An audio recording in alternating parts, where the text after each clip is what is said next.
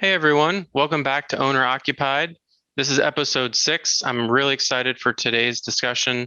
We do a deep dive on key performance indicators and the EOS traction model. So we start out today talking about some of the KPIs I use in my own property management business.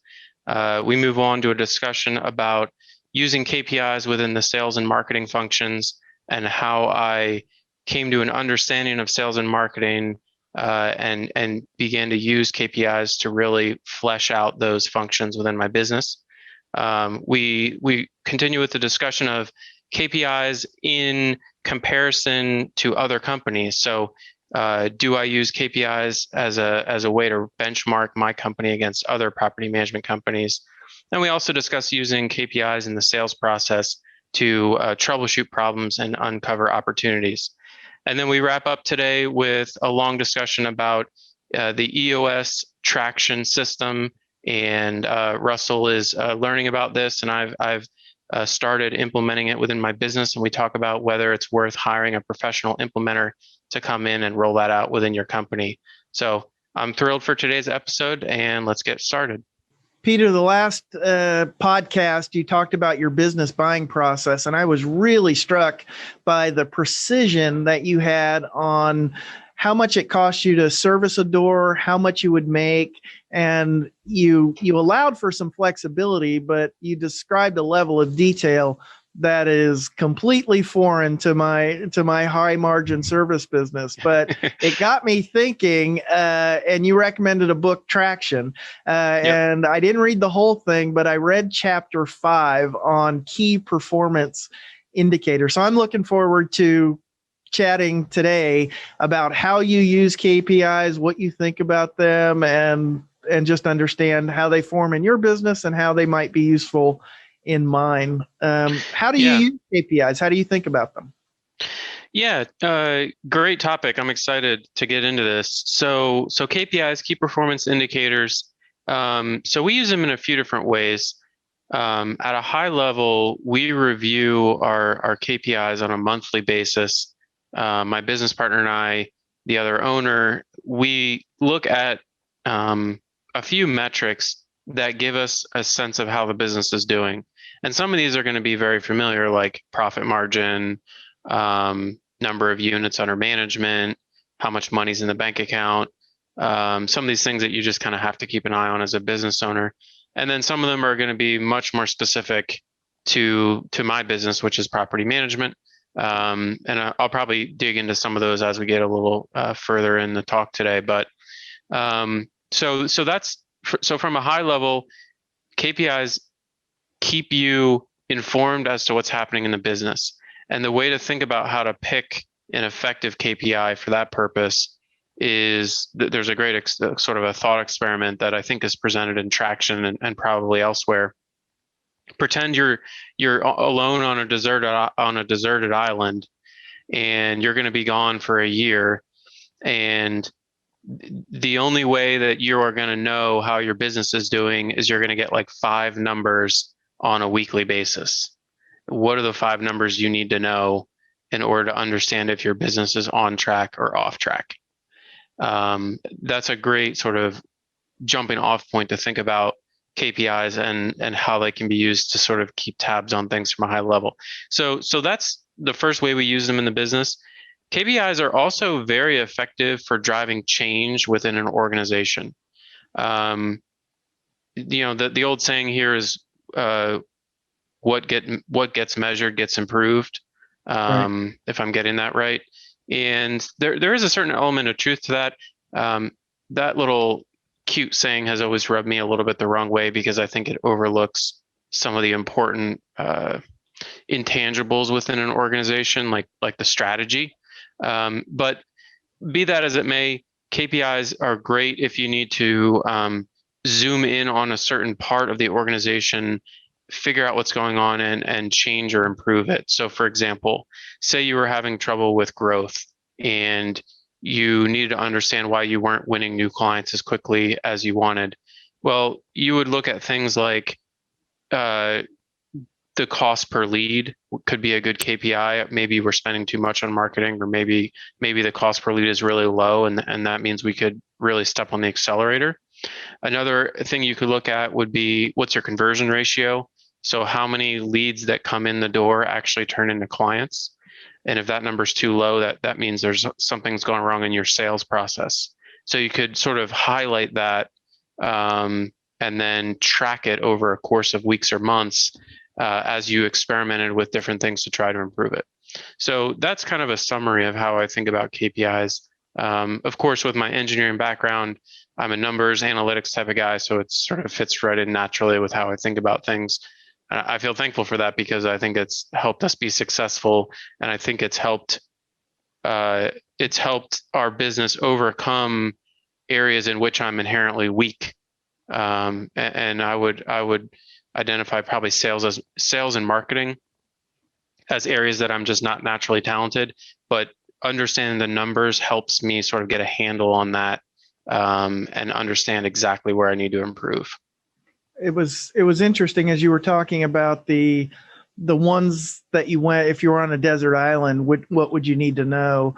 And my first 2 years in business, I started and I had a partner who does the books and numbers, and he's a auditor and spreadsheet guy. And we didn't talk all the time, but I didn't write any checks for the business. I didn't pay the bills, but I knew in my head what the numbers were. And Yep. you would joke that I kept this running tally. And in my mind, that was, it was a good day when we got to the point where I wasn't exactly sure what the numbers were. That's exactly right. And that's natural as a company grows. I used to be the same. I knew the name of every client. I knew the address of every property we managed. I even knew the name of every tenant for a while, and every dollar going in and out of the bank account I knew about. But yeah, as you grow and scale, that changes, and you sort of have to zoom out a little bit.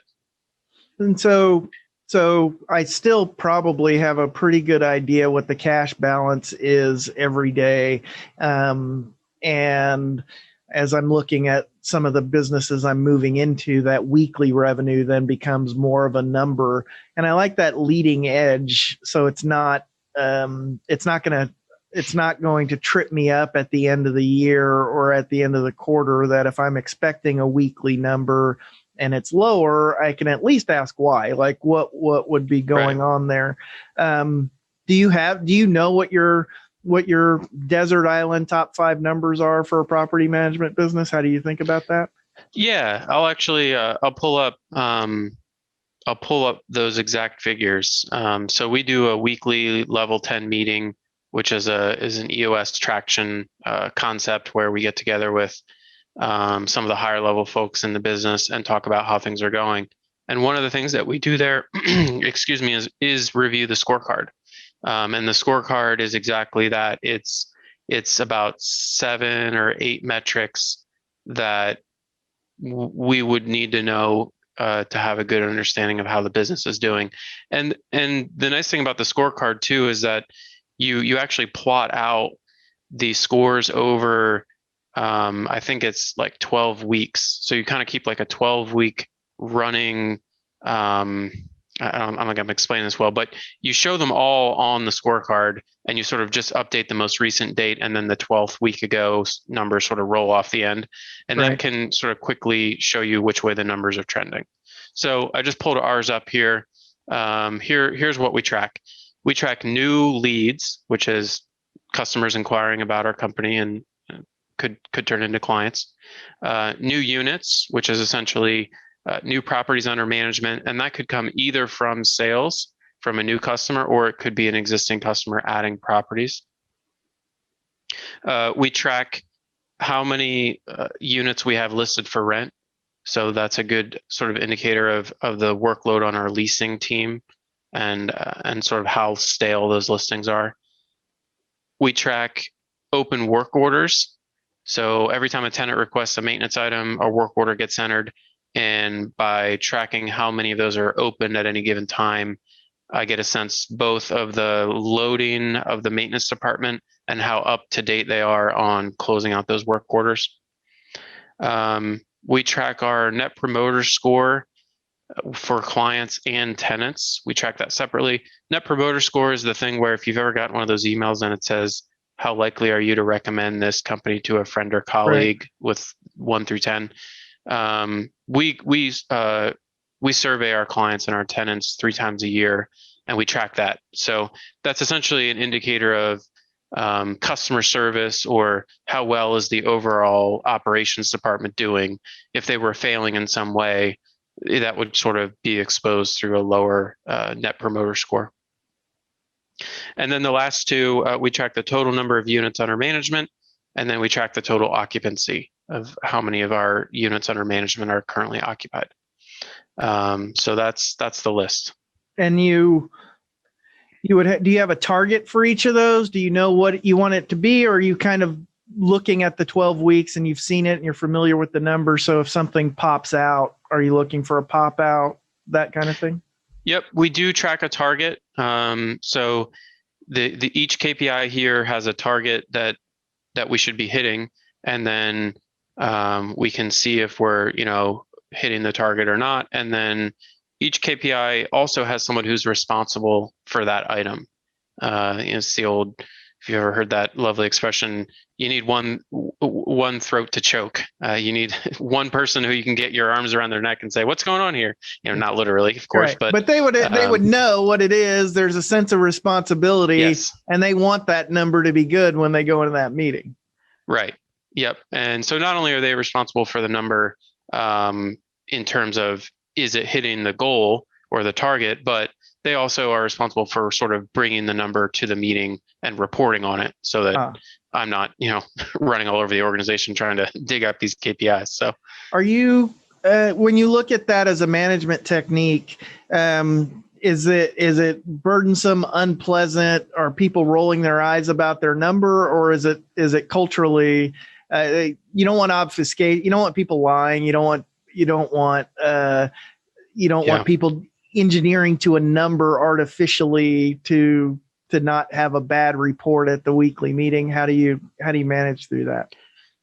Great questions there. So I think the first thing is if a number is bad, I know I kind of joked about it, but I don't usually look at it as a personal failure of an employee. I more see it as a systemic issue, like something in the system or process is breaking down. Because I know that the people who work here are good at what they do, and if we're missing a number, it's probably not because someone was just being lazy or skipping work or something. There's probably something else going on. So it provokes good discussions.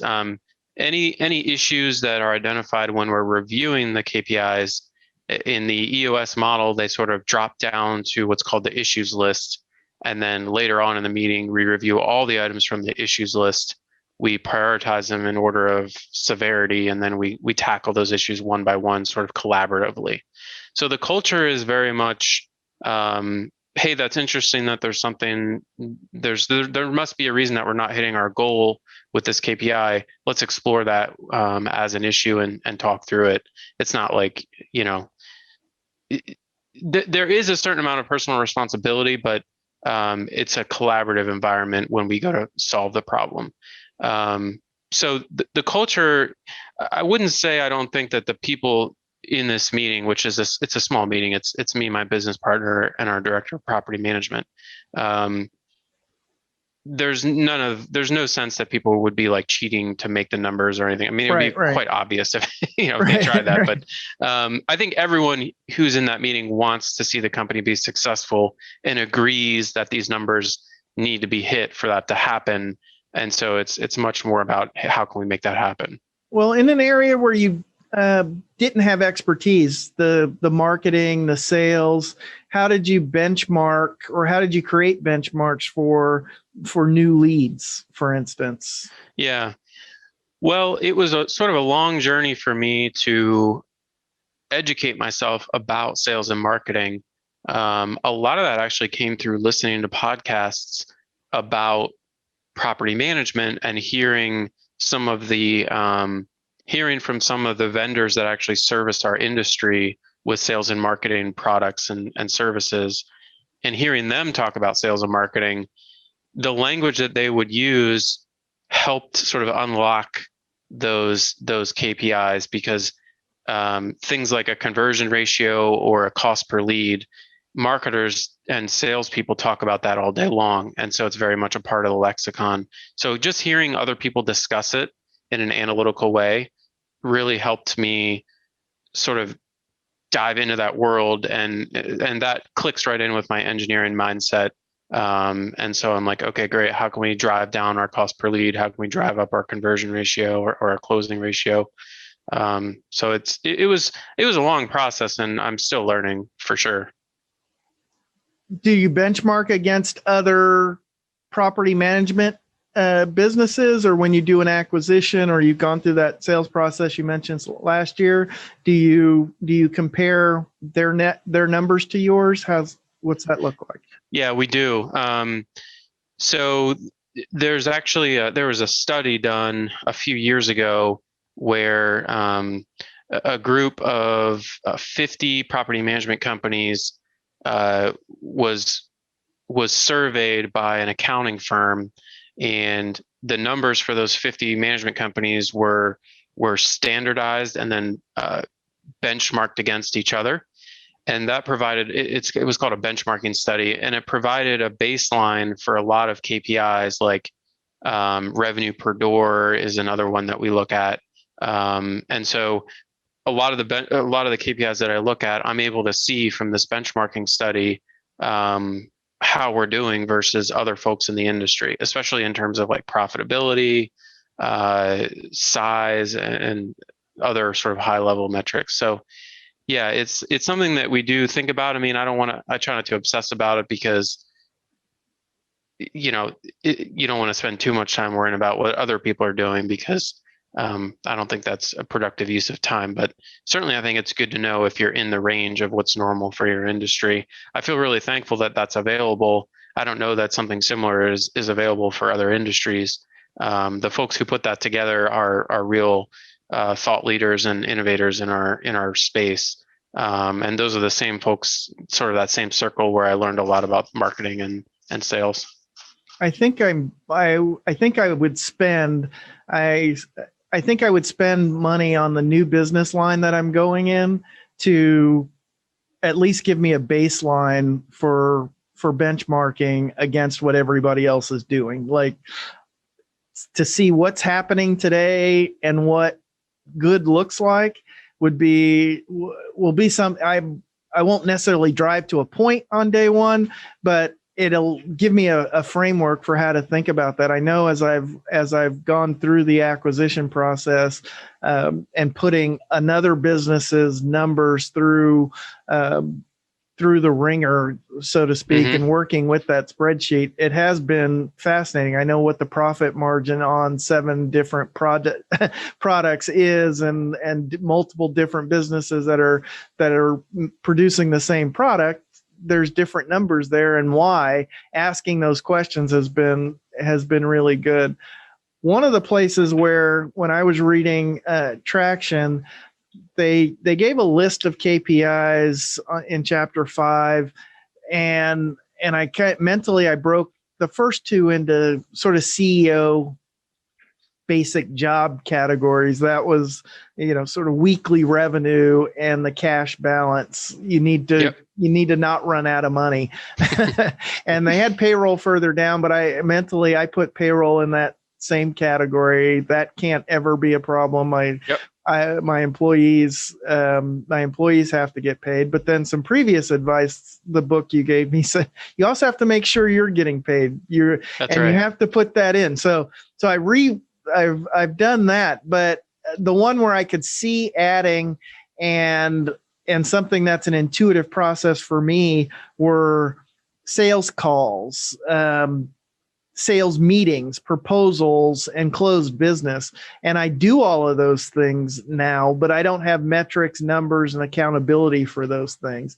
And even if it's just me, if there's not someone that I'm accountable to, forcing that kind of discipline to say, have those things happen.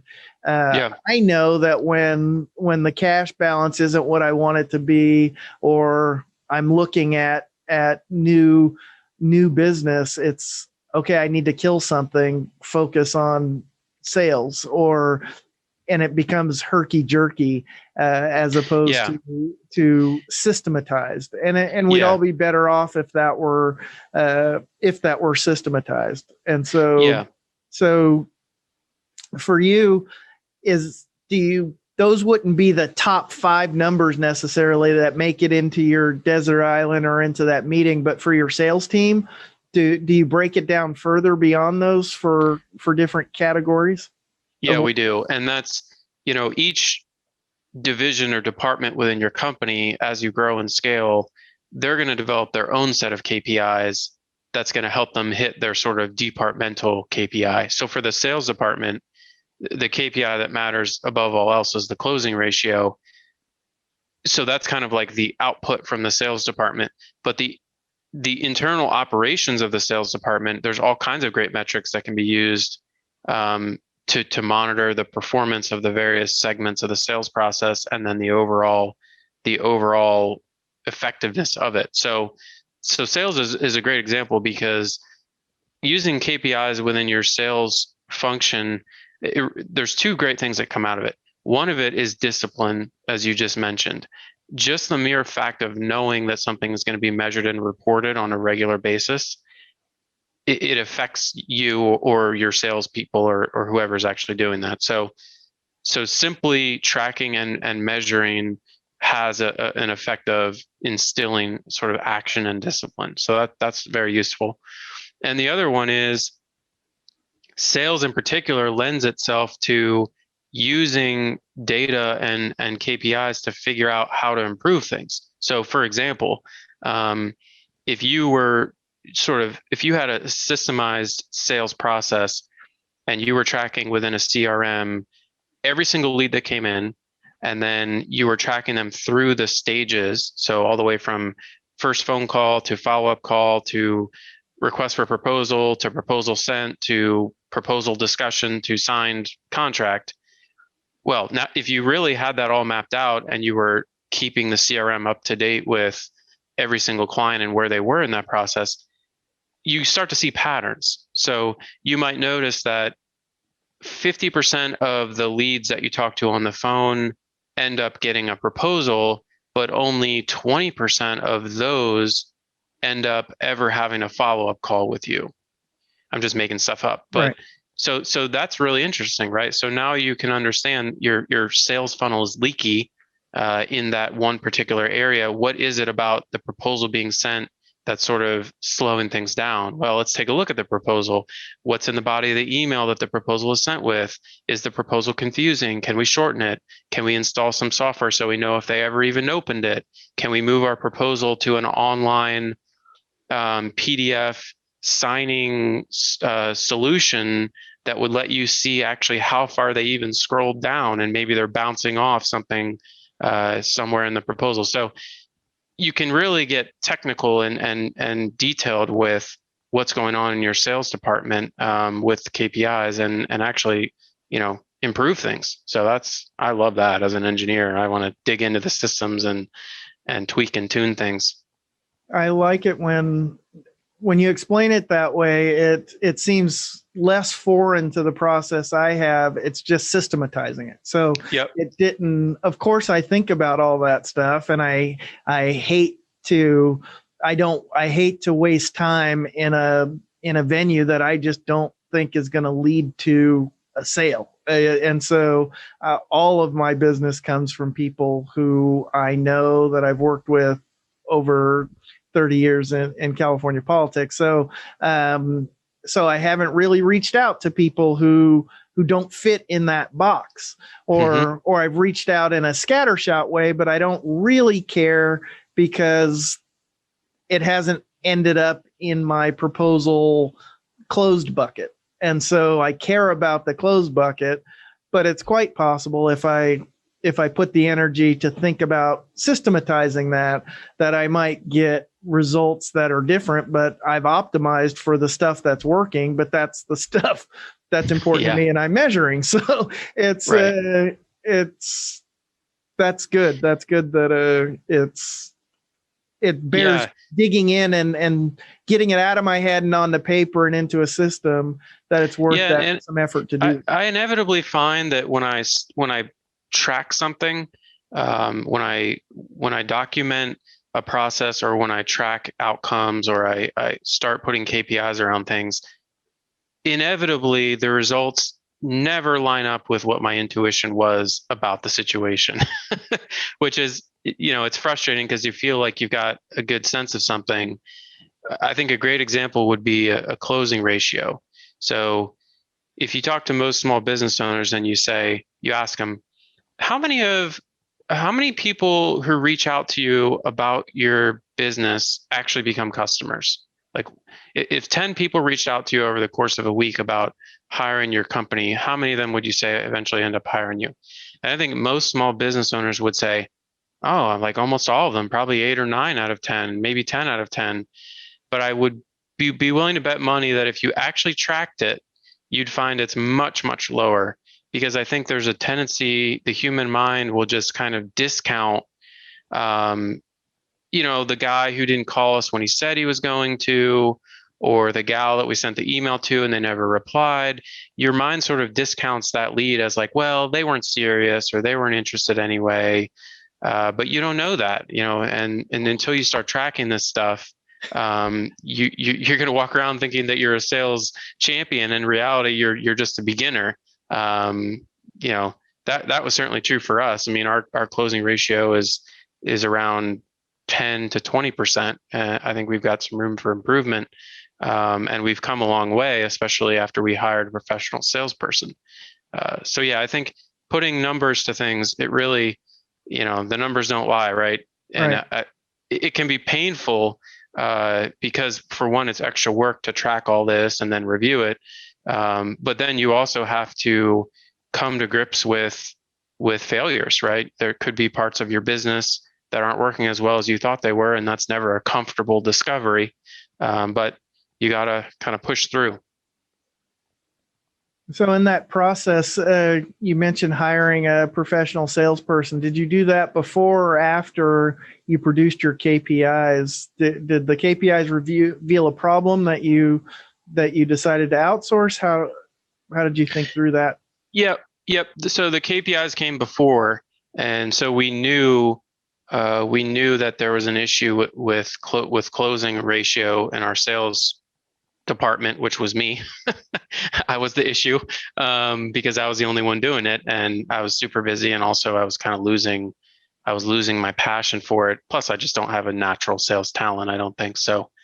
So that was instrumental in us not only reaching the decision to hire a salesperson, but feeling confident about that decision, because I could look at the numbers and show in black and white, if a salesperson drives our closing ratio from 15% to 20%, they've paid for themselves 5 times over, or whatever it is. Right. Because the additional business generated by those extra clients more than covers their salary and their commission and everything else. So yeah, there was other reasons we hired a salesperson, but that definitely played a part. So going to the traction examples, we haven't really talked much about it. It may not be relevant to your business, but the accounts payable, accounts receivable, customer problems, that sort of ranking. You put you mentioned customer problems, I suspect, but accounts receivable and accounts payable, do you use those metrics? So the beautiful thing about property management is that there essentially is no accounts receivable, because we get paid directly from the rent and we collect the rent. We essentially get paid first before our clients even get paid. So there's a lot of things that make property management challenging, and that's our one little freebie, is that we don't have to worry about accounts receivable. So accounts receivable is essentially non-existent. We pay ourselves directly from the rent. Got it. Accounts payable, yeah, that's basically just, bills coming in that need to be paid out, and that's just kind of handled as an accounting function. Right. It's not something we really have to pay too close of attention to. And so tenant complaints and obviously client complaints. Actually, I assume that, but the person paying the bills is really important. But so is the tenant. So you can talk about both those measures, but I'm especially curious about why the impression of the tenant, they're not going to hire you. Why does the tenant's impression of the property manager matter? Yeah. So we track both of those with this net promoter score. We kind of watch that trend line over time. And the reason, of course, as you mentioned, it's important to understand what our clients think about us because they pay the bills for us. And when it comes time to renew their property management agreement, which happens annually, we want them to feel really confident in signing a renewal. Now, for the tenants, keeping tenants happy is super important for a few reasons. One is, quite selfishly, unhappy tenants are just a complete nuisance. They make a huge fuss, and they have the ability to really disrupt things around the office and make our employees pretty miserable. So, having a good system and process in place to make sure that tenants are having a great experience is very important. The other reason that it's important is it's actually in the owner's best interest to have a happy tenant, and we have a fiduciary responsibility to act in our owner's best interests, and I believe that includes doing right by the tenants, because a happy tenant is much more likely to renew their lease, pay their rent on time, and take care of the property itself. Not tear the place up and treat it like they don't care. So for those reasons, and also, there's legal risk that comes with upsetting tenants too much. They have the ability to not only bring just a traditional lawsuit, but they can put their rent in escrow.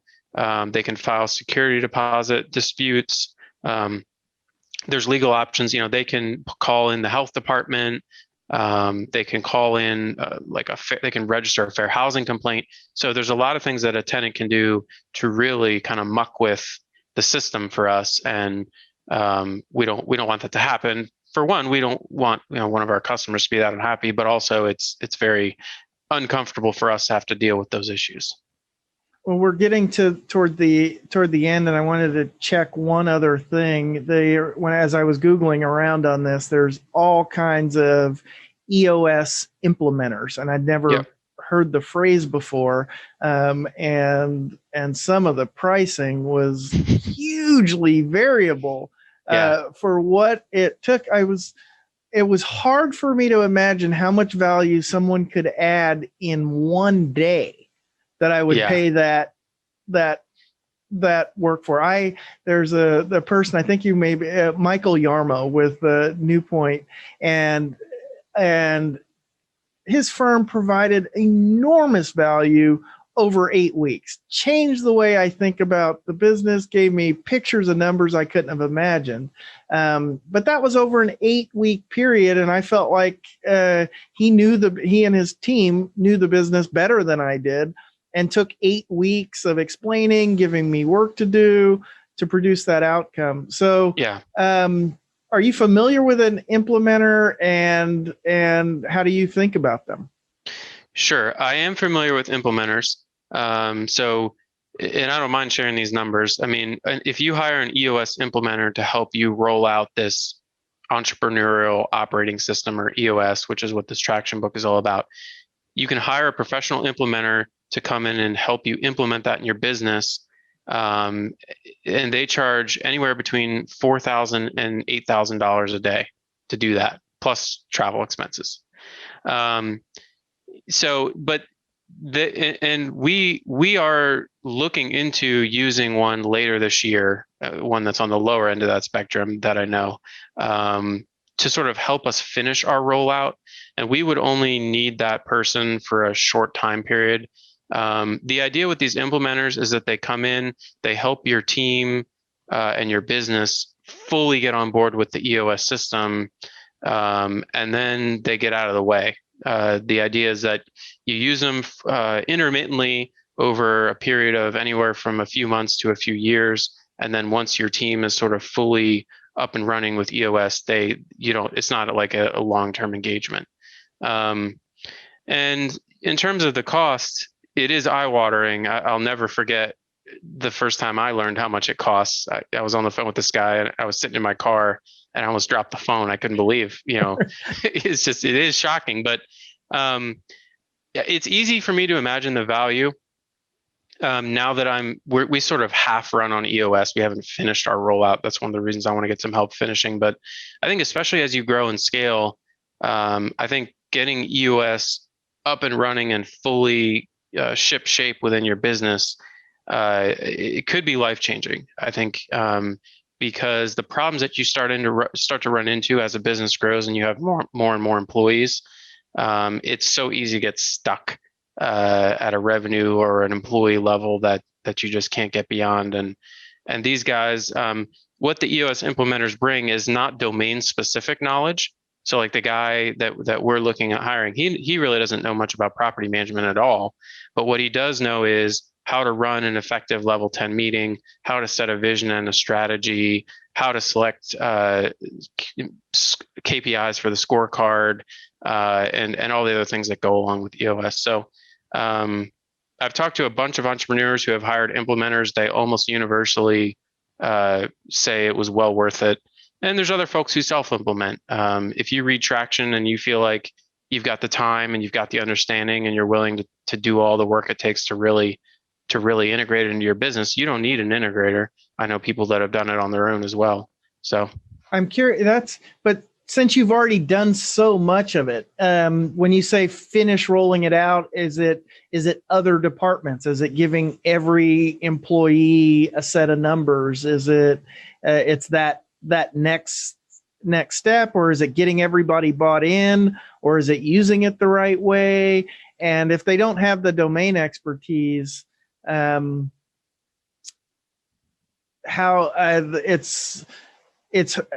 it's hard to see the value. But then I had the same experience when human beings talking about it, not from their websites, but on Twitter, that were encouraging other people to do it, saying it was great. So, yeah. So I don't assume it's garbage. I assume it's good, and I just don't get it yet. So that's how do you, so you've done most of it yourself and you're still thinking about bringing someone to finish it off?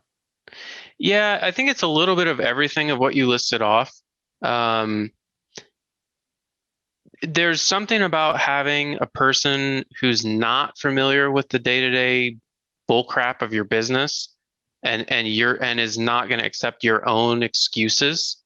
There's something about having a person like that walk through a process with you, especially around a big part of the EOS process is creating what they call this VTS or Vision Traction Organizer, VTO, I think it is.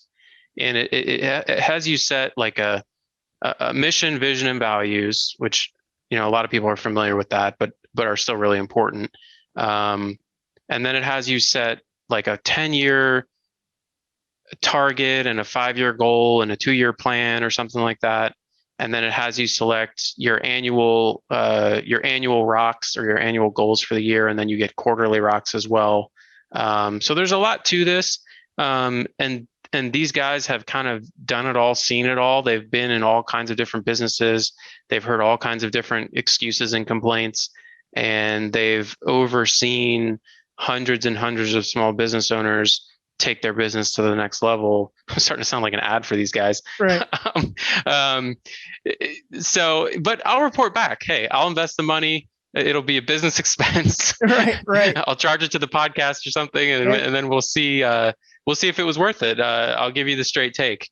Yeah, you can bill me. Maybe I can fly out and you can get a discount because the guy gets a pitch meeting to watch what he delivers for you guys in a one day deal.